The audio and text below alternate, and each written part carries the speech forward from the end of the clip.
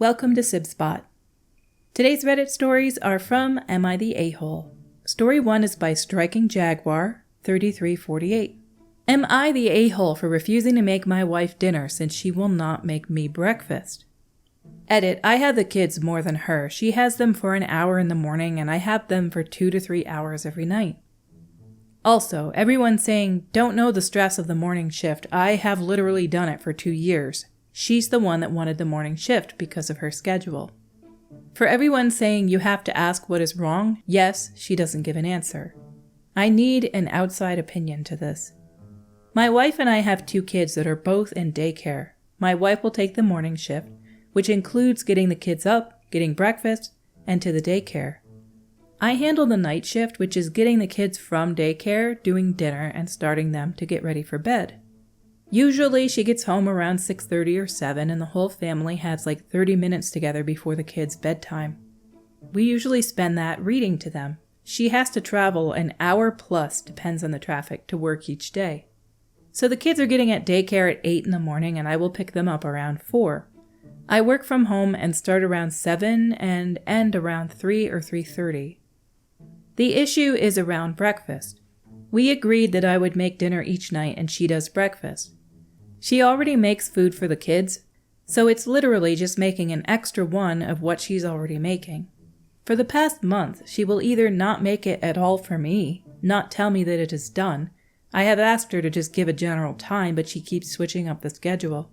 One day they are eating at 7 in the morning and then getting dressed. Other days she's giving them toast before getting into the car. I have talked to her multiple times and explained that it's not considerate. We got into an argument and she told me I am home, so just make my own food. I explained I may be home, but I'm doing my job. Yesterday she didn't make anything and I had enough. She came home and I didn't make her anything for dinner. When asked, I told her she is home, she can make her own food. This started a huge argument and she called me a jerk. Before I read any of the comments, I got to agree with your wife. You're kind of a jerk. Yes, you guys both did agree she would do breakfast and you would do dinner. Maybe she just doesn't have time in the mornings anymore. Like, she has to prepare them to get ready to go and she has to get ready to go too. That's a lot to do first thing in the morning. And you may have them at night, but it's not like you have some big time constraint at the end of the day. Like, you don't have to prepare them to get ready for the bus or anything and make sure they're showered and make sure they've eaten and make sure they have whatever else they need before 8 o'clock. She works longer hours than you, too. You said she comes home at 6 or 7 at night. You start working at 7 or 7:30 from home, and then you end at 3 or 3:30, which is fine. It's a good amount of hours, but like, you giving her attitude because she doesn't make you breakfast in the morning? Go make yourself some. It doesn't take more than 2 minutes. I would understand if she were making like some big breakfast like eggs and sausage and bacon and she didn't make you any. Then you could raise a complaint. But when she's making them toast and giving it to them as they get in the car, she's in a rush. And you're not understanding that they're in a rush that morning. Kids can be a handful, big time, in the morning, especially if they don't want to get out of bed. They don't want to go to this daycare thing. It really depends on what they're doing in the morning. If they're waking up and getting ready to go, or if they're like, I don't want to go, Mom. I want to stay home today. They can fight a parent on that. And it doesn't sound like you're helping her get them ready to go either. You're just waiting for her to announce when breakfast is ready.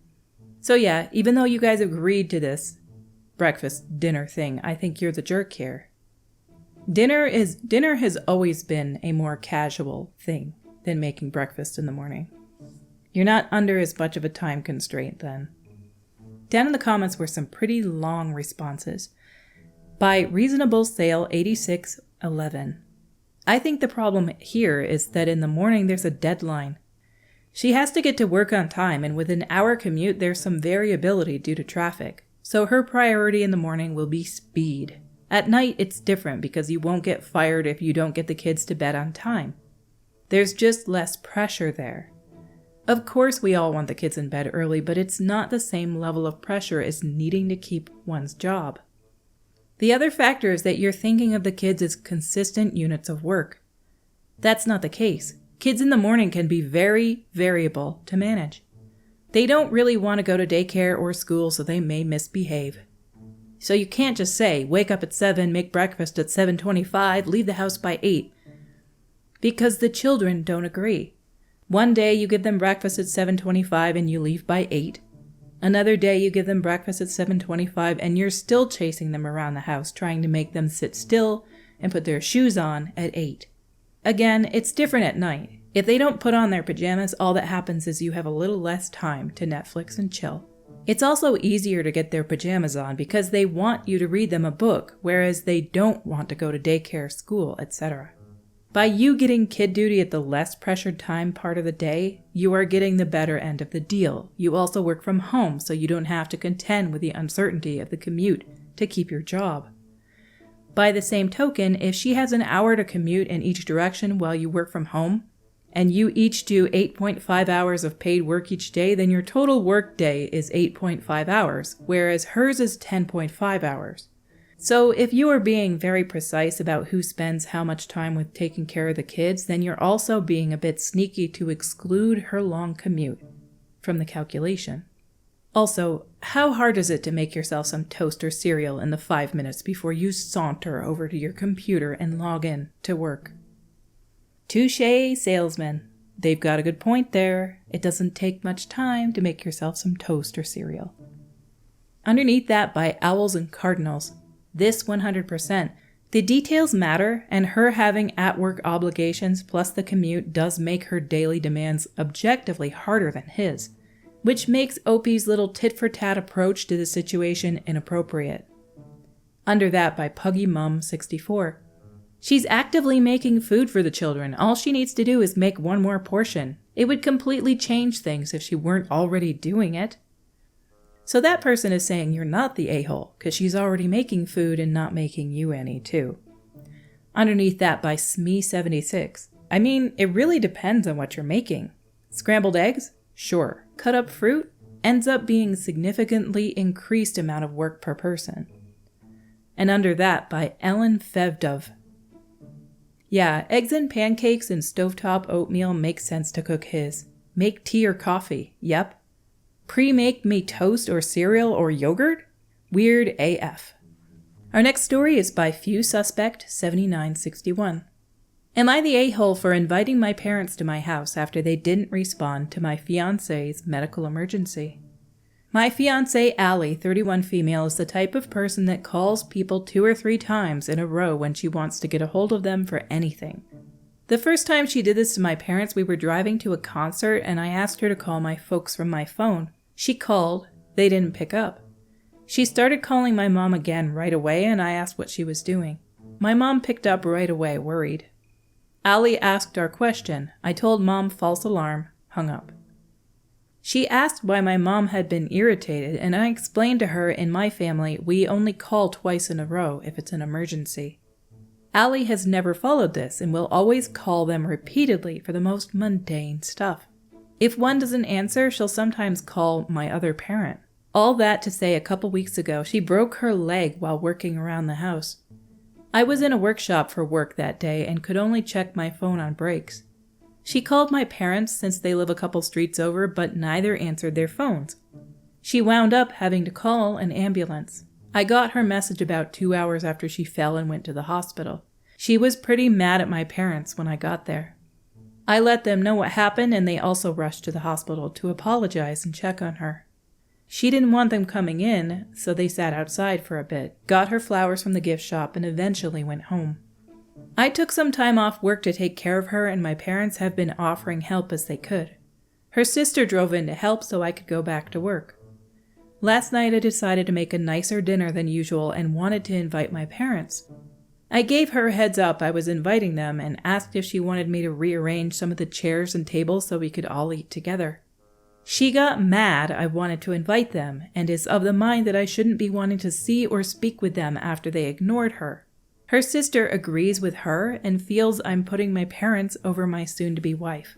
Up until this point, I hadn't said anything to her about the situation, but I did then and told her it was a massive F-up in communication on everyone's part, and in time we will all talk it out and put it behind us. Neither she nor her sister think we should stop being mad at them. Was I an a-hole to invite my parents over?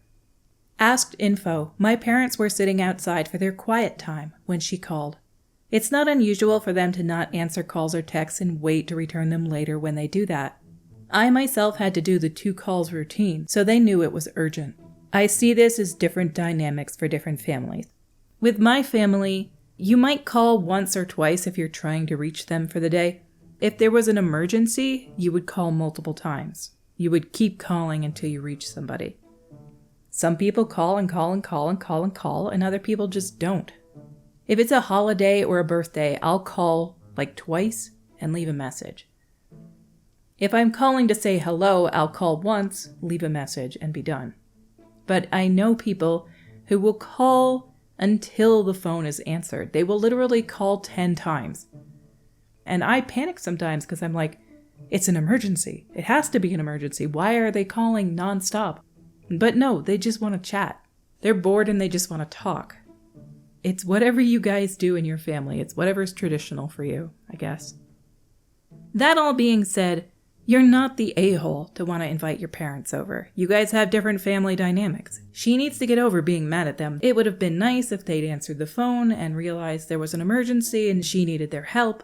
She needs to get over it because it's absurd for her to say you should stop talking to your parents and be mad at them with her for any amount of time because they didn't pick up the phone. So, yeah, it's absurd that she's mad. I also know people who just don't want to answer the phone when certain people call. I don't think they're a-holes for not answering the phone. It sounds to me like they don't really want to talk to your soon-to-be wife all the time. They might have been annoyed with her calling too frequently in the past, just to talk about nothing. She comes from a different family where that sort of thing is acceptable. They chose not to answer in this case, but they didn't know it was an emergency. They are not required to answer the phone, though. It's not my favorite thing living in a culture where everybody expects you to be reachable at every turn. You have a phone in your house, therefore you need to be able to be reached for XYZ things. That's why we have ambulances. And yeah, it sucks that she's going to have a medical bill for the ambulance, but they also don't say they're from the States in this, so maybe they won't have a huge medical bill. Our next story today is by Complex Guarantee 253. Am I the a-hole for telling my newfound father and his wife that I'm not going to take part in their religion, ever? I met my father in September of last year. I, 16 male, was 15 at the time, had recently lost my mom to cervical cancer and had found out that my grandparents and 2 of my aunts did not want to keep taking care of me. And instead of letting me go to my aunt out of state, they contacted the man who wanted nothing to do with me before and involved a social worker, so I would need to go to him instead of the aunt I actually knew and who did want me. Because a social worker was involved, she made the effort to put me with my biological father over my aunt. I pleaded with her to let me live with my aunt, and my aunt pleaded for this as well, but we were denied. I was told a biological parent will always get custody over an aunt or uncle who has no legal rights to the child. Especially when my original guardians, my grandparents, sent me to my father instead. So in October, 3.5 weeks after I met him for the first time, I moved to another state to live with my father and his family. For those who will tell me I was lied to or whatever, my father has admitted he knew about me, but he was disgusted and embarrassed by his promiscuous ways in the past and for having premarital intimate time, and he decided to start over. He said his wife was thankfully very open-minded and happy for me to live with them and have a relationship with them despite my origins, which have F-all to do with me. My father and his wife are very religious. I'm not. I was raised by an atheist mom, had a mostly atheist family, and I have no interest in joining or taking part in anything religious. This is a serious point of contention with my father and his family, who are trying to take me to church and trying to set me up so I will join their church and get baptized. I have refused. I have also said I want to live with my aunt, but that gets denied. I do talk to her via DMs and video calls, but it's not the same. She did try to petition for custody, but the different state thing added complications, especially when a social worker is still actively involved. Things got way more tense recently because 2 of my father's other kids were questioning me on why I don't pray and stuff like that, and I told them I didn't believe. They tried to get me involved with their church and stuff, and I said no. They got upset and tried to do all this converting stuff, and they're only middle schoolers for F's sake. My father tried telling me I shouldn't shoot it down so quickly, and he told me to give it a try, and I say no.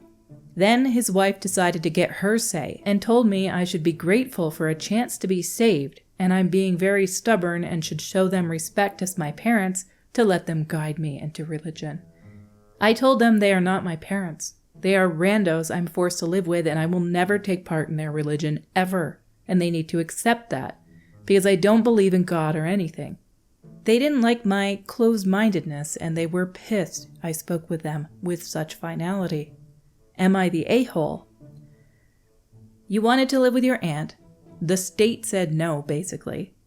You were denied that chance because your grandparents decided that you were going to go live with your biological father. You have said repeatedly you don't want to live with them, and they're trying to force religion on you. You're not the a-hole, and you're not going to make people who are religious who want you to be saved believe that they're the a-hole either.